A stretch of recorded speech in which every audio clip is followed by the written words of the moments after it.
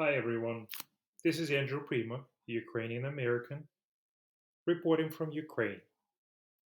In today's podcast, 37th week of war in Ukraine, and this is the second week of November 2022. Today we're going to talk about the retreat of Russians from Kherson. Ukraine armed forces are liberating all the territories of Kherson, and the US weapon supply will help not only Ukraine, but America to get rid of Putin. The character of enemy's actions show that he is conducting a systematic withdrawal from the Kherson bridgehead. The Russian command withdrew from Kherson several units from the 76th Airborne Assault Division and 106th Airborne Division and 22nd Army Corps. The motives of the enemy's action suggest that is planning to withdraw from the Kherson bridgehead, relying on several lines of defense to retreat from line to line, maintaining combat order and control. The withdrawal of the Russian troops will take several days, though, but it will not be quick. There are several thousand units of military equipment and weapons on the right bank. The enemy's goal is to maintain the combat capability of the troops. The Russian command intends to preserve the maximum amount of combat equipment and prevent the bridgehead from collapsing under the strikes of the Ukraine armed forces, which will lead to heavy losses and the loss of combat capability of the vast Russian formations. As of November 7th, the full complement of Russian airborne troops is concentrated on Kherson bridgehead, combat groups of all four divisions and all four brigades of the airborne forces, the combination of the 22nd Army Corps and the 49th Combined Arms Army. Deputy Minister of Foreign Affairs of the Russian Federation, Andrei Rudenko, stated this week that his country is ready for negotiations with Ukraine without any preconditions. Interesting. Do you remember the tone of the voice of the Foreign Affairs Minister in February? The voice has changed. At first glance, the statements of a high-ranking diplomat may seem like a significant departure from the demands that Russia put forward in the first month of the war from all this demilitarization and denazifications. Now they're talking differently. However, in this Russian proposal, there is again an obvious trick. As we can see, Russia is making this proposal during hostilities, which are unfavorable for it. But at the same time, Moscow still controls large areas of Donetsk region, Luhansk region, Kherson region, Zaporizhia region, and definitely of Crimea Peninsula. The proposal to start negotiations without conditions probably implies that Ukraine should also show goodwill.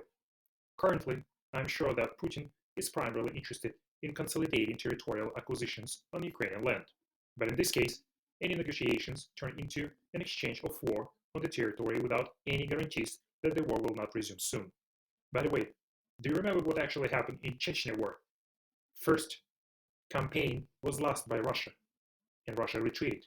But 2 years later, after Russia regrouped and enforced its forces, 2 years later, they totally invaded Chechnya. So the story might actually continue and might happen with Ukraine as well. Presumably, Putin believes he can play on the threat of Ukraine's destruction after attacking its critical infrastructure. Putin expects that West will agree that it is better to give him part of the territory of Ukraine than to live in fear of an energy crisis. But then, I think a very simple question arises. And this is not even a question about the fate of Ukraine. This is a question of the fate of international law.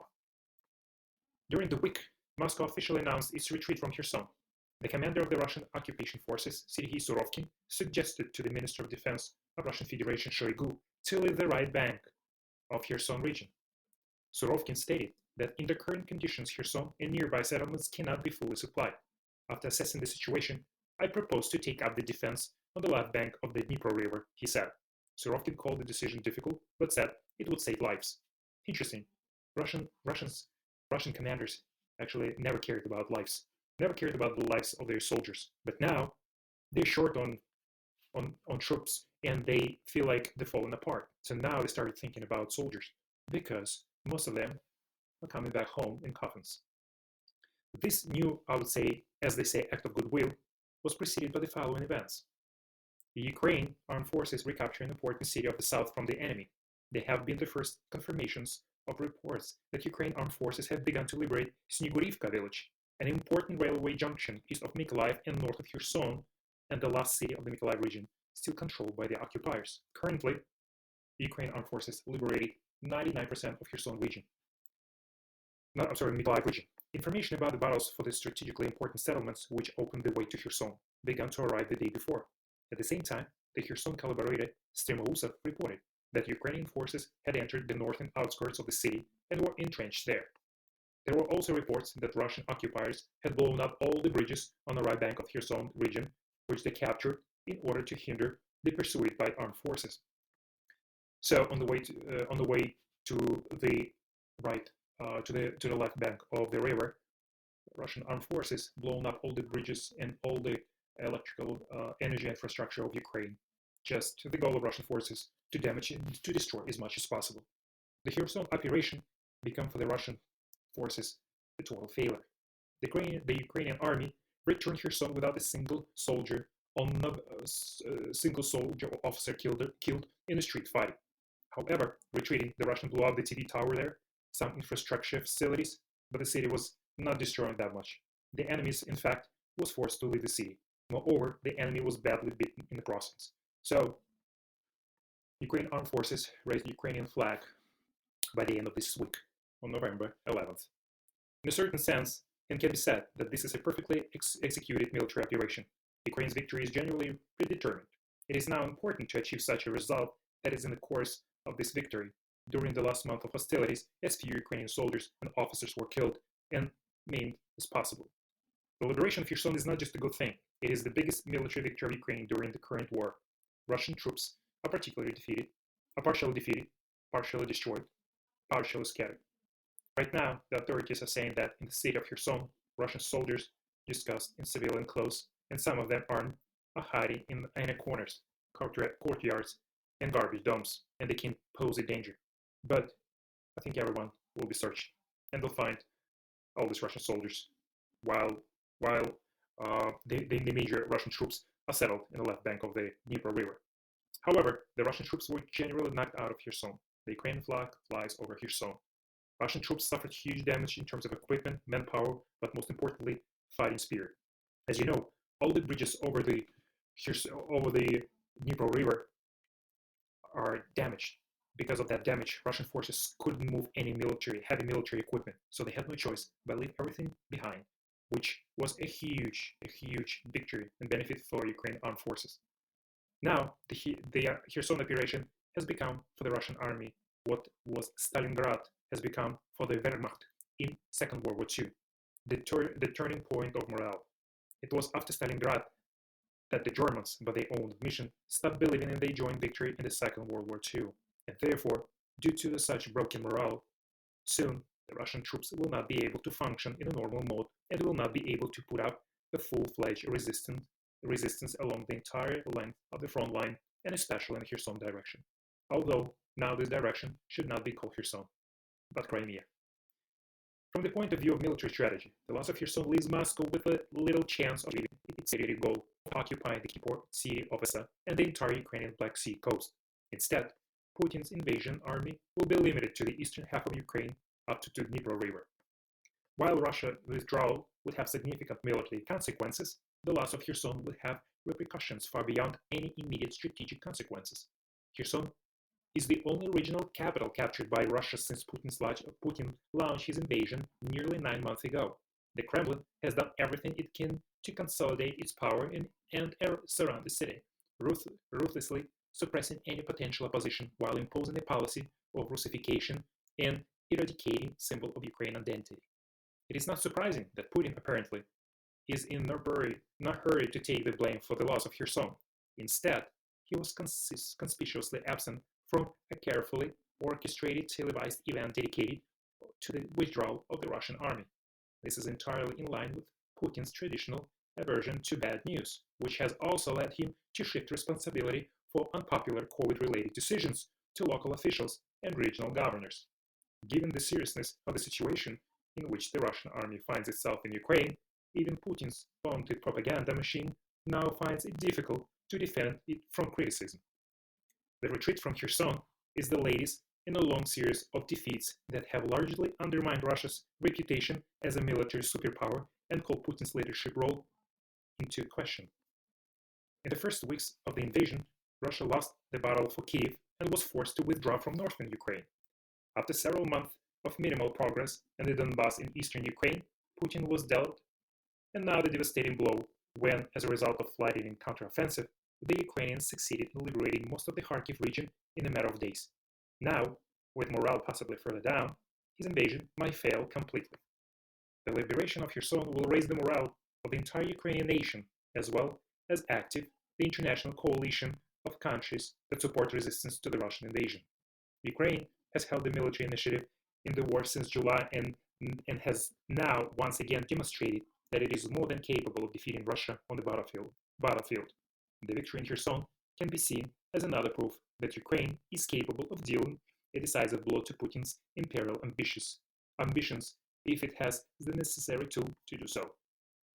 We can already say that the first further offensive of the Ukrainian army, either to the north of Luhansk region or to the south of Zaporizhia, will be much easier. After all, it is not enough that the Russians are in a depressed state. Everything is set as well with logistics.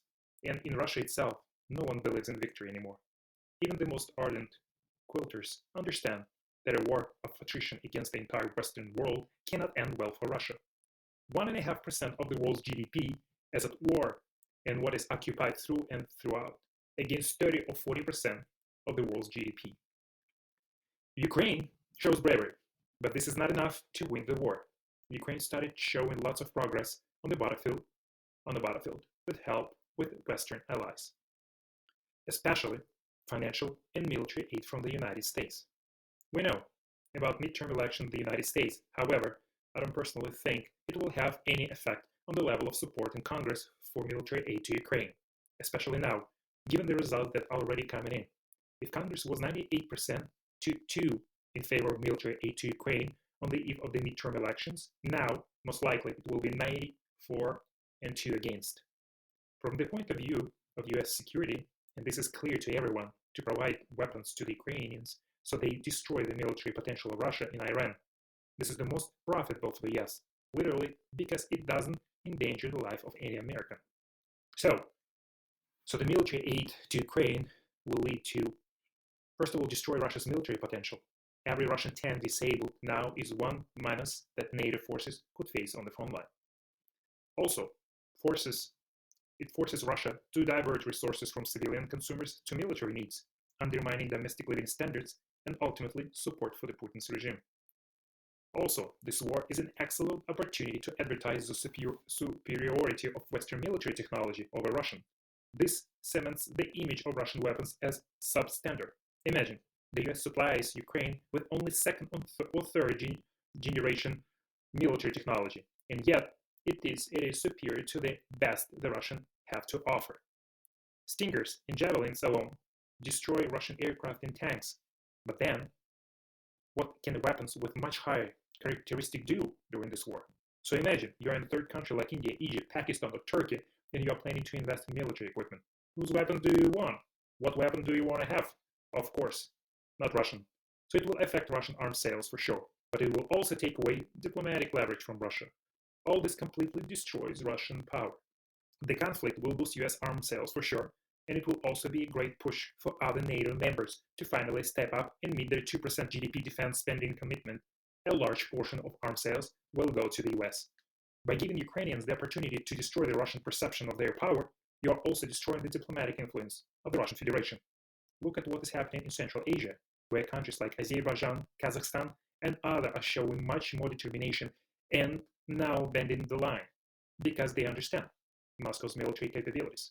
Look at Azerbaijan's recent successes against Armenia, which now opened the way for substantial and potentially definite peace talks. The US, not Russia, is now conducting these peace talks.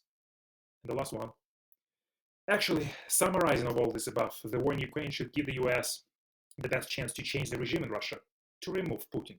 It is being weakened militarily, economically, and diplomatically. That's right, the US really wants Putin out of power, hoping that the next Russian leader can be as bad and as bloody as Putin. Glory to Ukraine. Glory to Ukrainian defenders for protecting our land. Thank you for listening to my past podcast. Please check out our earlier podcast and share with your friends.